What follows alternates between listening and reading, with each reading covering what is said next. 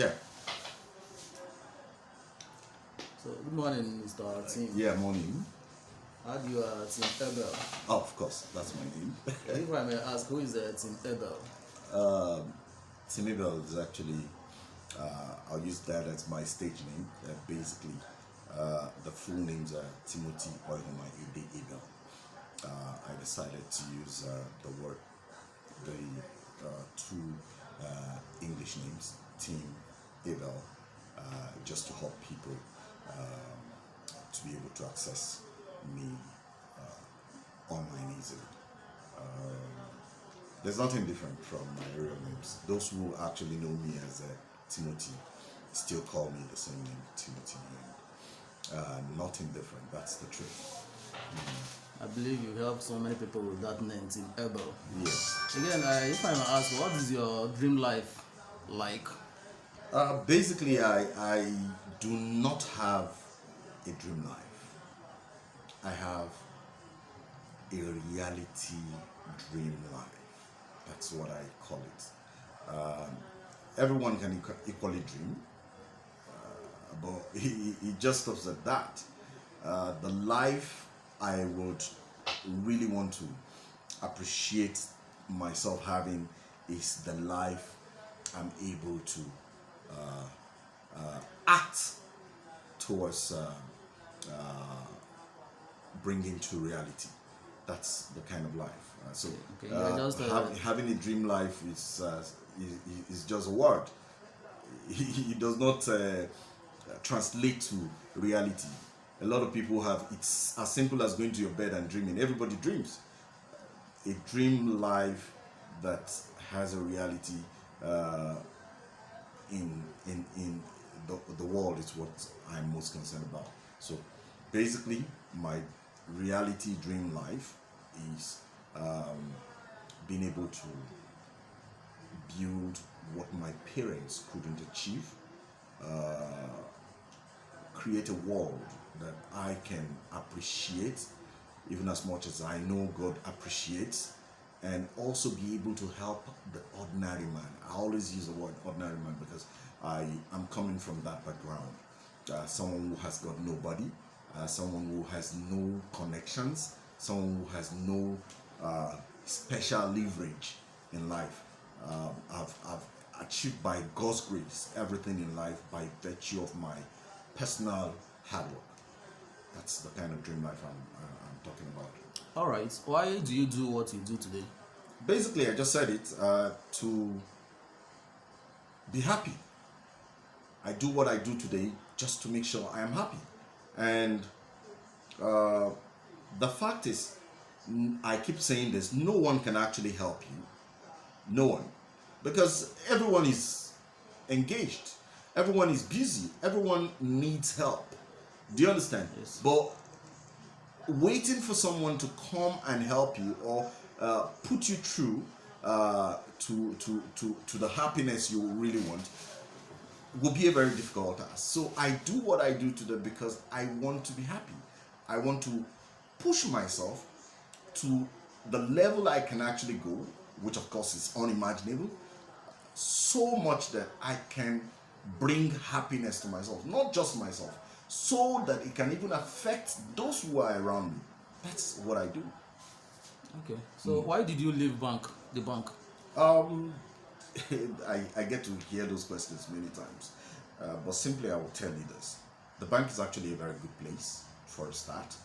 It's one place that I would say has been the foundation of my long life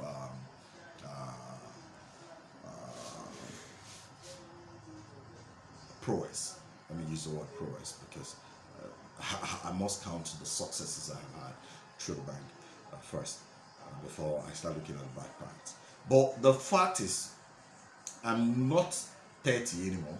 I'm in my 40s, and I know that someday I'm definitely not going to have the kind of strength I have while working as a banker. So I needed to create a life outside an employer's environment where I can pay myself and live the kind of life I want to live. Wake up in the morning at my own time, not like it's normal to just wake up at your own time, but be able to balance your resting time and your work time.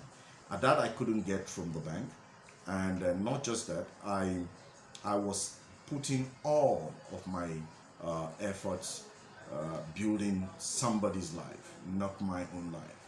And I have children. I have people who look up to me. So I needed to come out and start the mission, and that's the reason I left the bank. It's as simple as that. But before I even go for that, let me say this. I once was with one of the banks.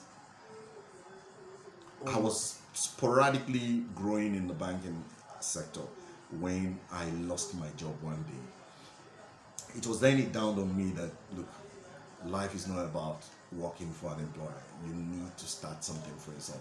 But I decided to go back again to the bank so I could actually get my balance, because I was taking unawares.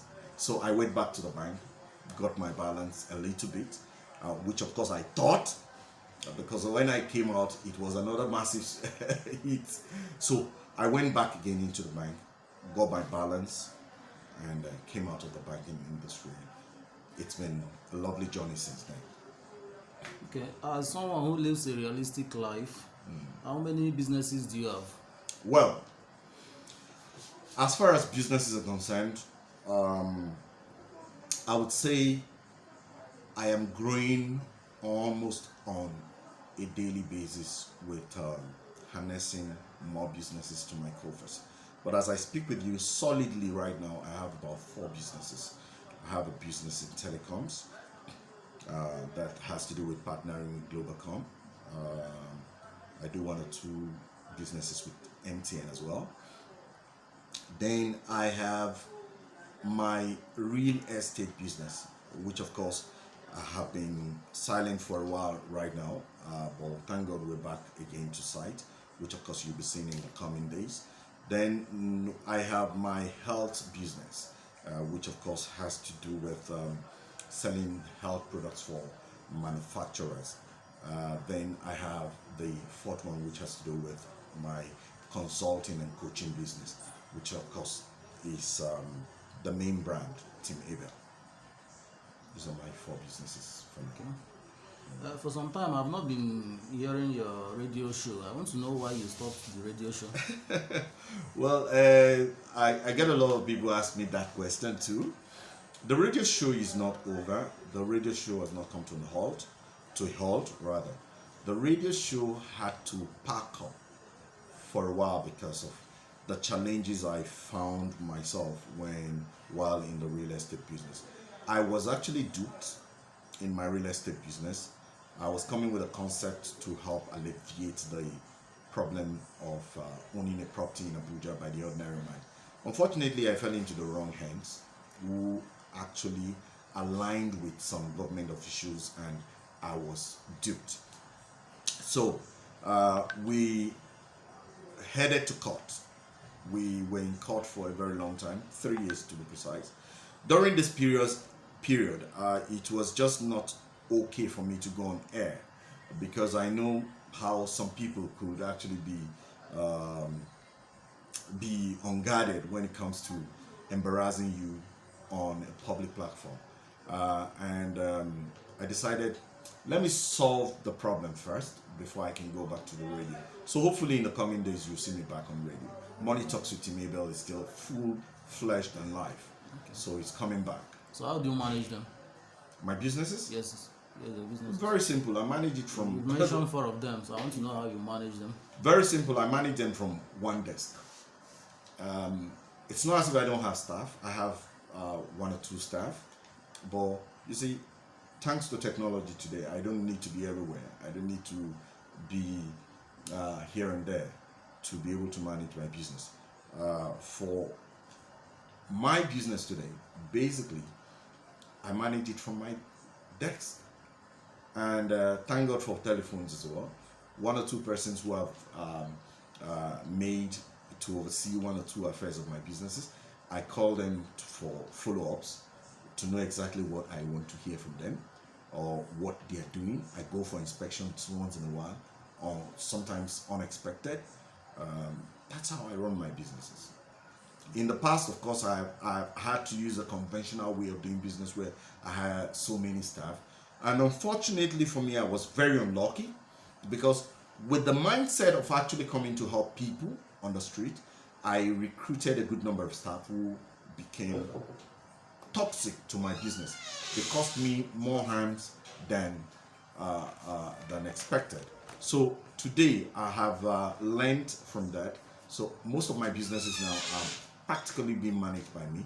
For those ones I cannot handle, I call the experts. Like this young man that has just left here is one of my partners. I call him in. He reports here in the office. He works. He does those things I want him to do. Maybe 1 week, 2 weeks. Once it's done, he goes. And that's how I run. Okay. I would like to know what's your take about failing. Failing is. Failing? Yes. Woo! Failing is one of the sweetest things. You know why? And again, sorry, before you continue, have you failed before? Oh yes. In fact, I have failed many times than any of my peers, I must say. But that comes with what I call being able to dare. When you're willing to dare, you get to fail. And the experience you get from failing is usually sweet. It's very, very sweet and very expensive to buy because most people do not understand the feeling about failures. But I'll tell you this, I have failed times without number. In fact, as I speak with you right now, I am just trying to clean out the resultant effect of my failures in the last 3 or 4 years and cleaning them out. And these failures are not just normal failures. They're failures that comes with a lot of financial implications. Failing worth you paying a debt of over 300 million, 200 million. Do you understand what I'm trying to say? Yes. These are the kind of failings I'm talking about. Failings, I'm not talking about just mere failures. I'm talking about huge failures where you look at yourself on the floor and you're like, I'm even scared sometimes when I look at the way I feel. And I'm like, will I be able to rise? But the good thing about it is I've always loved to listen to my mentors. I've always loved to listen to motivational speakers that have failed before, and they will tell you their experiences and they tell you, look, you can do it again. And those are the things that I use to get me back on my feet. And it's been a very tremendous, sweet journey, I must say. Failing has been part of my life, and it has never held me back. And I must say, it's one of the sweetest experiences any man should have in life. That's good. And as someone who has experienced several failing, or has failed severally, I want you to. I would like to know what you can say about people's opinion about you. That's a good one. Let me give you this. There is no man that will not talk about you. There is nobody that will not have an opinion about you, whether first impression opinion or middle opinion or last opinions. I have been in the middle of opinions since I started growing up. Do you understand? Yes. Since I became a man, let me say, since I took up a job as an employee of an organization, when I realized myself, I became a topic for a lot of people. There were things that were said about me, even up to the point when I lost my wife. People even said I used my wife to make money. That's how bad people would say. But you know what? Nothing keeps me down. Nothing holds me back. In fact, I would say I'm used to people's opinions about me, but I don't give a damn about people's opinions about me. Do you understand? What I'm concerned about is my own opinion about me.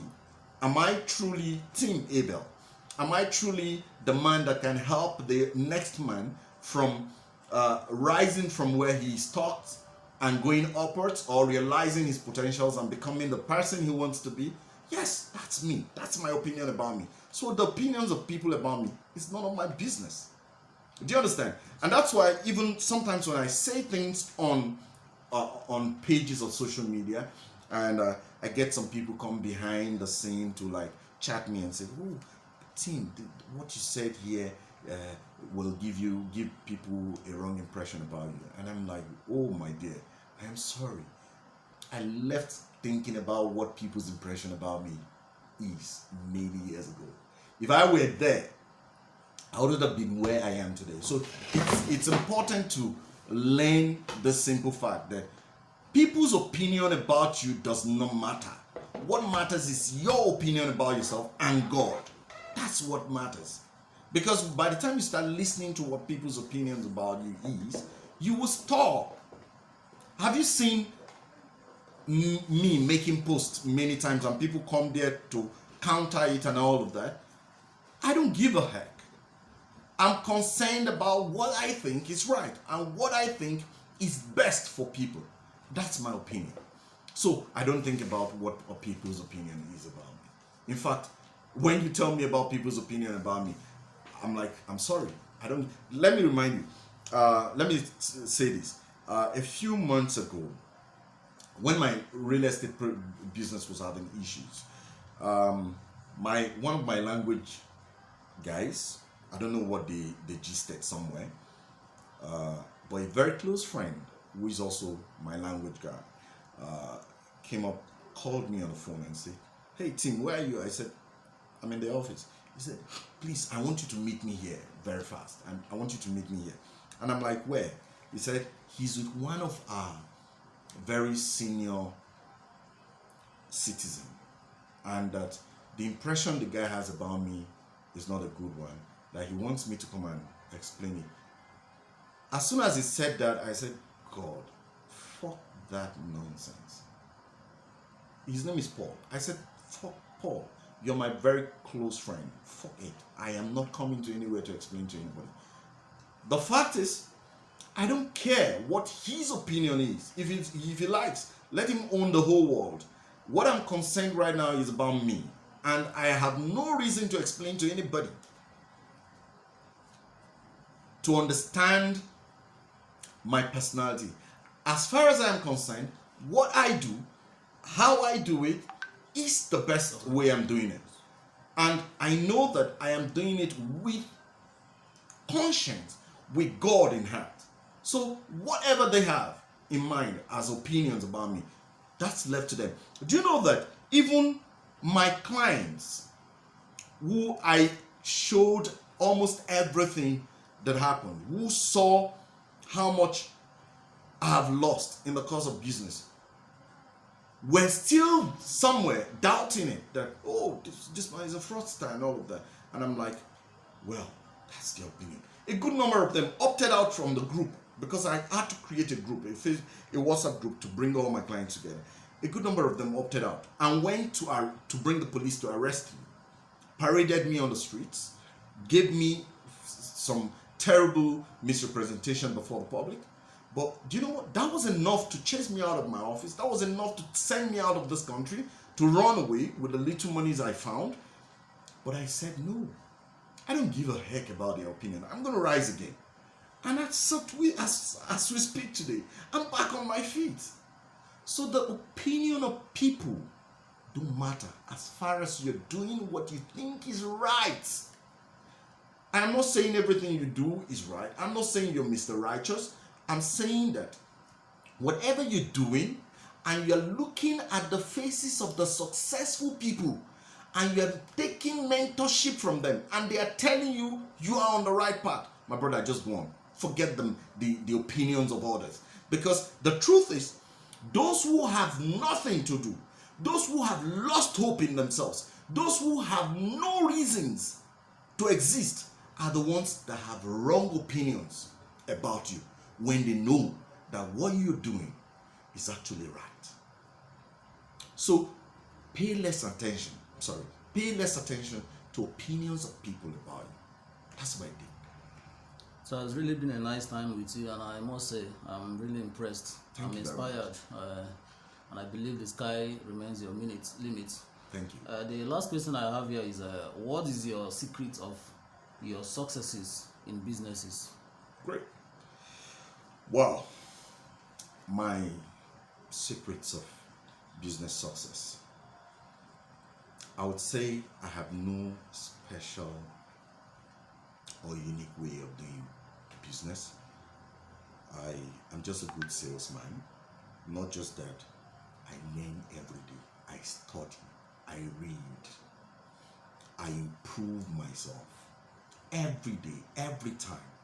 And when I converse with people, I don't just look at the odd sides, the bad sides. I pick the positives and I make use of them.